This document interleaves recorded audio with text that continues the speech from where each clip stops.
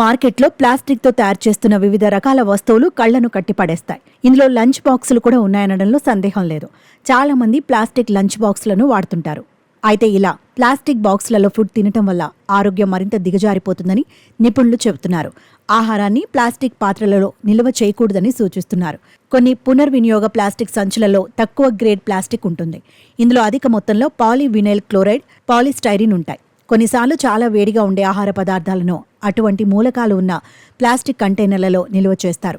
వేడి ఆహారం వల్ల ప్లాస్టిక్ నుంచి బిస్పినాల్ ఏ, బిస్పినాల్ ఎస్ వంటి హానికరమైన రసాయనాలను విడుదలవుతుంటాయి. అదనంగా స్టైరిన్, థాలెట్ మూలకాలు కూడా విడుదలవుతాయి. ఈ రసాయనాలు తరచుగా క్యాన్సర్కు కారణమవుతాయి. కొన్ని మైక్రోప్లాస్టిక్ ఫైబర్స్ మన రక్త ప్రవాహంలోకి ప్రవేశించి వివిధ ఆరోగ్య సమస్యలను కలిగిస్తాయి. ఇది మహిళల శరీరంలో ఉత్పత్తి అయ్యే ఈస్ట్రోజన్ హార్మోన్కు మంచిది కాదని వైద్యులు హెచ్చరిస్తున్నారు. దీనివల్ల మహిళల్లో రొమ్ము క్యాన్సర్, అండాశయ క్యాన్సర్ వచ్చే అవకాశం ఉంది. అలాగే ప్లాస్టిక్ కంటైనర్లలో ఆహారం తినడం వల్ల మైక్రోప్లాస్టిక్లు మన శరీరంలోకి ప్రవేశించి మనకు సమస్యలను కలిగిస్తాయి. సాధారణంగా ఒక ప్లాస్టిక్ కంటైనర్ అడుగున ఒక సంఖ్య ఉంటుంది. దాన్ని చూడటం ద్వారా అది సురక్షితమో కాదో మీరు తెలుసుకోవచ్చు.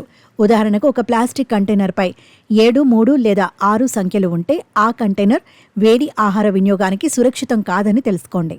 వీలైనంత వరకు స్టీల్ లంచ్ బాక్సుల్లో ఆహారాన్ని తీసుకెళ్లడం ఉత్తమమని గుర్తుంచుకోండి.